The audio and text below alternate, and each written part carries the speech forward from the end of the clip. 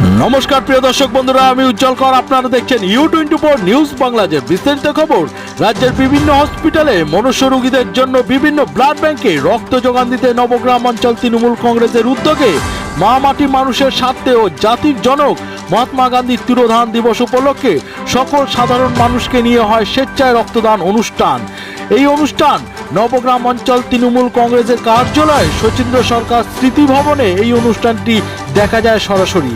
এছাড়াও এই অনুষ্ঠানে উপস্থিত ছিলেন জেলার কর্মাধ্যক্ষ ডক্টর সুবীর মুখার্জি, জেলা পরিষদের সদস্য দীপ্তি ভট্টাচার্য ও প্রিয়াঙ্কা দে, ছিলেন নবগ্রাম পঞ্চায়েত প্রধান সোমা দাস, ছিলেন উপপ্রধান অলোক পাল, ছিলেন কন্যগড় পৌরসভার পৌরপ্রধান স্বপন কুমার দাস, ছিলেন উপপ্রধান গৌতম দাস। এছাড়াও ছিলেন নবগ্রাম অঞ্চল তৃণমূল কংগ্রেসের সভাপতি অপু মজুমদার, ছিলেন উত্তরপাড়া পৌরসভার পৌরপ্রধান দিলীপ যাদব, ছিলেন শ্রীরামপুর উত্তরপাড়া মহিলা তৃণমূল কংগ্রেসের সভানেত্রী কেতকী দত্ত, ছিলেন কানাইপুর পঞ্চায়েতের উপপ্রধান ভবেশ ঘোষ। উপস্থিত ছিলেন নবগ্রাম পঞ্চায়েতের সকল সদস্য ও সদস্যা ও ছিলেন তৃণমূল কংগ্রেসের সকল কর্মী সদস্যরাও। সকল সম্মানীয় ব্যক্তিবর্গকে বিশ্বনাথ ব্যানার্জি নগর ও সুমিত্রা পোদ্দার মঞ্চে পুষ্পস্তবক দিয়ে সম্মানিত করেন। এই অনুষ্ঠানে সম্পর্কে পঞ্চায়েত প্রধান সোমা দাস কি বললেন আমরা সরাসরি শুনে নেব। আমাদের এই তৃণমূল কংগ্রেস পার্টি অফিসটা শচীন্দ্রনাথ সরকারের নামে, তিনি আমাদের জায়গাটা দিয়ে পার্টি অফিস গড়ে তুলবার জন্য একটা সব থেকে বড় পদক্ষেপটা তিনি নিয়েছিলেন। আর তিনি এটা শুরু করেছিলেন যে মহাত্মা গান্ধীকে স্মরণ করে, যিনি জাতির জনক, যার কাঁধে মূলত ভর করে ভারতবর্ষ স্বাধীনতা লাভ করেছিল, তাই তাকে স্মরণ করে, তাকে শ্রদ্ধার্ঘ্য হিসাবে আমরা তার এই তিরোধান দিবসটাকে স্মরণ করে এটা তিনি শুরু করেছিলেন। আমরা জাস্ট এটাকে বয়ে নিয়ে যাচ্ছি। প্রত্যেক বছর আমরা এই দিনটা পালন করি। আর 30 তারিখটা যেহেতু উইকডেজ থাকে, আমরা বেশ কিছু বছর ধরে পরবর্তী যে নেক্সট সানডেটা থাকে, যেহেতু সব লোকজনকে পাওয়া যাবে, তাই আমরা সেই রবিবারটাই করে থাকি। তো এবছরও আমরা করছি। আমাদের প্রত্যেকটা তৃণমূল কংগ্রেসের কর্মী নবগ্রাম অঞ্চলে আমরা মুখিয়ে থাকি সারা বছর ওয়েট করে এই দিনটার জন্য। আমরা খুব প্রাণ থেকে এই উৎসবটা করি। আর উৎসবই এটা বলবো, কারণ রক্তদানটা একটা এমন জায়গায় গেছে এখন যে একটা মানুষকে সরাসরি বাঁচানোর, একটা সাধারণ মানুষের এর থেকে বড় হাতিয়ার কিছু নেই। কারণ অন্য যে কোনো উপায় আছে, সেখানে একটা চিকিৎসকের প্রয়োজন অবশ্যই হয়, না হলে মানুষ বাঁচাতে পারে না।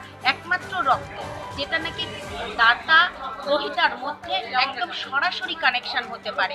তো এই জন্য এই রক্তদান উৎসবটার কোনো সাবস্টিটিউট নেই। যেমনভাবে রক্তের কোনো সাবস্টিটিউট নেই, তেমনিভাবে রক্তদান উৎসবেরও কোনো বিকল্প হয় না।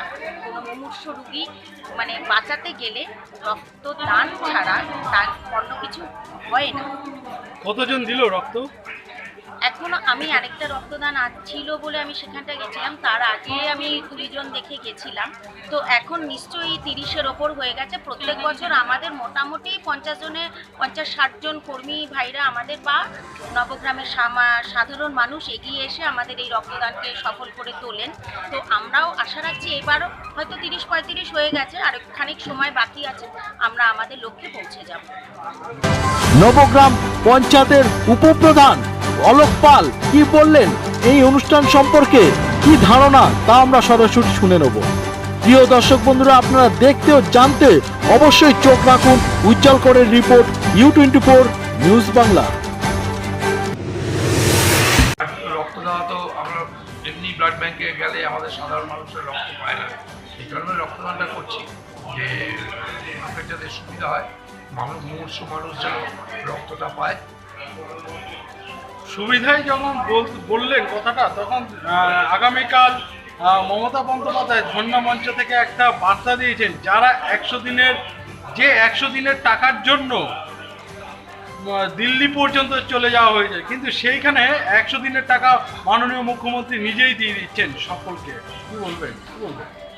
দেখুন, আমরা খবরটা শুনেছি মমতা ব্যানার্জি দিচ্ছেন, এবং মমতা ব্যানার্জি এর আগেও 40 দিন করে বছরে 40 দিন করে পার হেড কাজ দিয়েছে 100 দিনের, এবং অন্যান্য যেসব রাস্তাঘাট হয়েছে সেখানেও আমাদের মমতা ব্যানার্জি বলেছে যারা নিজে কাজ করে তাদেরকে সেখানে সঙ্গে নিতে। এবং মমতা ব্যানার্জি বলেছে যে সেন্ট্রাল যেখানে টাকা দিচ্ছে না, উনি আমাদের রাজ্য সরকারের একটা ফান্ড থেকে 100 দিনের টাকাটা দিয়ে দেবে। এবং সে প্রিভিয়াস টাকা জানি না আমি, কিন্তু যেটা কারেন্ট এখন চলছে আমাদের এখানে 100 দিনের কাজটা প্রতিটা লেবারই পাচ্ছে, মোটামুটি গড়ে 40 দিন 50 দিন করে পাচ্ছে। এবং মমতা ব্যানার্জি যে দিচ্ছে এটা আমাদের যারা নিজের কাজ করে গরিব তাদের কাছেও খবরটা গেছে।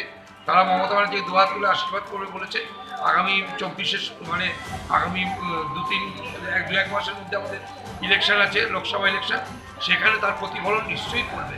এটা কি মনে হয় না যে একটা বিরোধীদের একটা বড় ধাক্কা খেলো? অবশ্যই বিরোধীদের বিরাট ধাক্কা দিল, কেন মোদি ওখান থেকে টাকা পাঠাচ্ছে না। আর আমাদের এই যে যারা বিশেষ করে পশ্চিমবঙ্গ বিরোধী যে রাজ্যগুলো, সেখানে একদম কোনো রকমই কোনো প্রকল্পেরই টাকা পাঠাচ্ছেন না উনি। শুধু 100 দিনের টাকা না, শিক্ষা খাতে, স্বাস্থ্য খাতে, সব খাতের টাকাই উনি বন্ধ করে দিয়েছেন। এবং আগামী যে ইলেকশন আসছে তাতে মোদী সরকার বুঝে যাবে পশ্চিমবঙ্গের যে আগের বছর তারা 18টা সিট পেয়েছিল, এবছর 42-এ হবে।